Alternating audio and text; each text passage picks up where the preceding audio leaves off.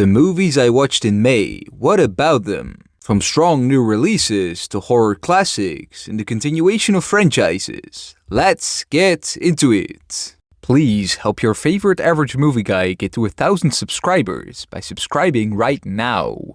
Thunderbolts 4.5 out of 5. I started off my month with a cinema visit to the new MCU film about a team of anti-heroes forced into a covert mission by the government, confronting dark secrets and a powerful enemy.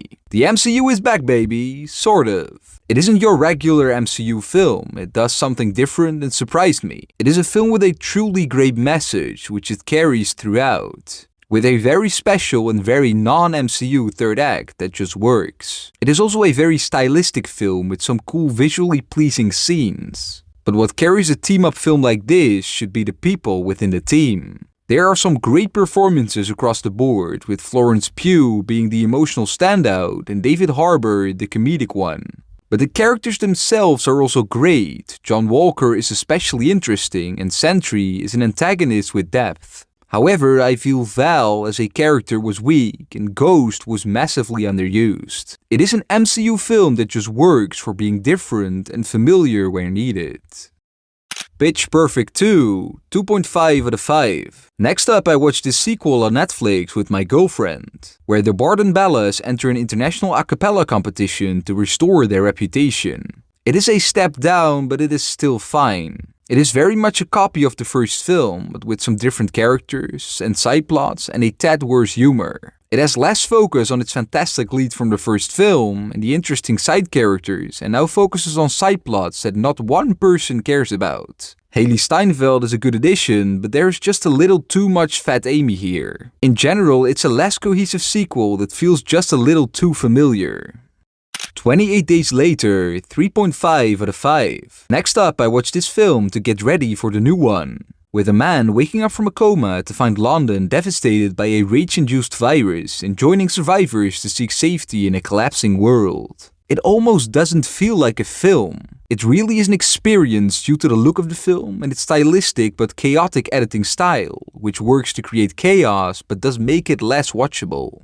The first half had me really engaged, but the second half worked less for me. It felt more generic. The performances are great across the board. It is no surprise that some of these actors have gone on to be big stars in Hollywood. Final Destination Bloodlines 4.5 out of 5. Next up, after watching all the previous films in the franchise, I watched a new one at the cinema, where a new group escapes death only to be hunted due to a deadly family connection. It is a great and mostly better homage to what has come before. It really serves its role within the franchise, using tropes and actions of previous films, but luckily spinning them on its head, while also keeping the gore and cool kills. Within this universe, this just works. It's a brilliant premise with some really cool revelations. The film also has a lot of heart and easily the most extensive and broad character depth in the franchise, making you really care about most of the characters. However, it did feel less authentic to me, maybe because it is lacking that retro look of some of the earlier films. To be honest, if it ended like I thought it would at first, it wouldn't have worked, but now with the ending it has, it did. And of course, the return of Tony Todd is fantastic. What an incredible send-off. One of the best ever. R.I.P. legend.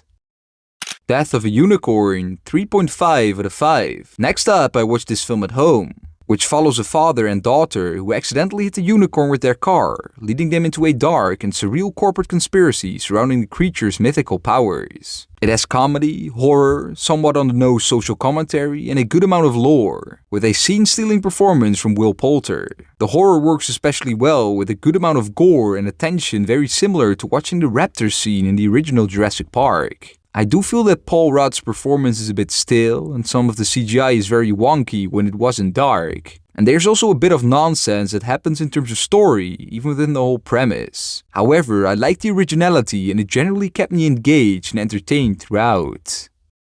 Mission Impossible, The Final Reckoning, 4 out of 5. Next up, I went to the cinema with my dad to watch a new installment in his favorite franchise, where Ethan Hunt faces his most personal and perilous mission yet, as he races to stop a global threat that could end everything he's ever fought for. Tom Cruise again delivers a mostly worthwhile theater experience, it's no surprise. The film serves as somewhat of a legacy sequel, while it technically isn't because it hasn't released many years after the original's release. There are many callbacks, even too many sometimes, and returning characters. The film is very much holding your hand, which is kind of frustrating for someone who knows most of it. It is very much a tale of two halves, where the first is slow, filled with scenes from previous films, and edited very chaotically, while the second half is everything that Mission Impossible is, and some of the best it has been. That plane scene is worth the admission on its own, the way it is performed and shot is just out of this world good. It has the overarching problem of a weak villain and taking itself a bit too serious by taking all of the MI humor out of it, which means the film doesn't reach the high highs of some of its predecessors, but the second half makes up for a lot of it. Oh yeah, and Milkshake rocks. A Working Man. 2 out of 5. Next up, I watched this film on Prime Video after missing it in theaters, which follows a former Royal Marine turned construction worker who must rescue his boss's kidnapped daughter. The Beekeeper 2, A Working Man. Just Statham being Statham as always. It is shot pretty okay, sometimes visually interesting but also very choppy. At least it doesn't look like a cheap action film. Some of the acting, especially by Statham, is laughable to be honest, but he still carried the film and made me laugh. The film is very much too long and hurt by its convoluted plot. It is almost like a detective in the first half, which could have used a bit more all-out action. However, when the action hits, it's pretty good and entertaining. Even though it isn't a masterpiece and worse than last year's Beekeeper, it is pretty unique to see that Statham can do the same straight-faced role for the millionth time, with it still not getting old. It's a feat that not many of his fellow action stars have been able to accomplish. Havoc, 3 out of 5. Next up, I watched this film on Netflix about a bruised detective who battles through a corrupt city's criminal underworld to rescue a politician's estranged son. It is nowhere near the Raid level, but it's decent enough. It has its positives and negatives. The opening is shot very nauseatingly and messy, even more so than the rest of the film. Forrest Whitaker has an all-time bad performance and it has a pretty slow first half. However, once they get to the nightclub, you can feel some of the Raid vibe and it kicks into gear. What follows are some great action sequences, which are shot a bit messy and feel more like a video game than a movie scene, but they do the trick. You don't watch this film for its characters, because even though there are a lot of them and they are somewhat intriguing, they end up being very weak. The action is what brings you here and keeps you here for most of it, even though it could have been shot a bit better.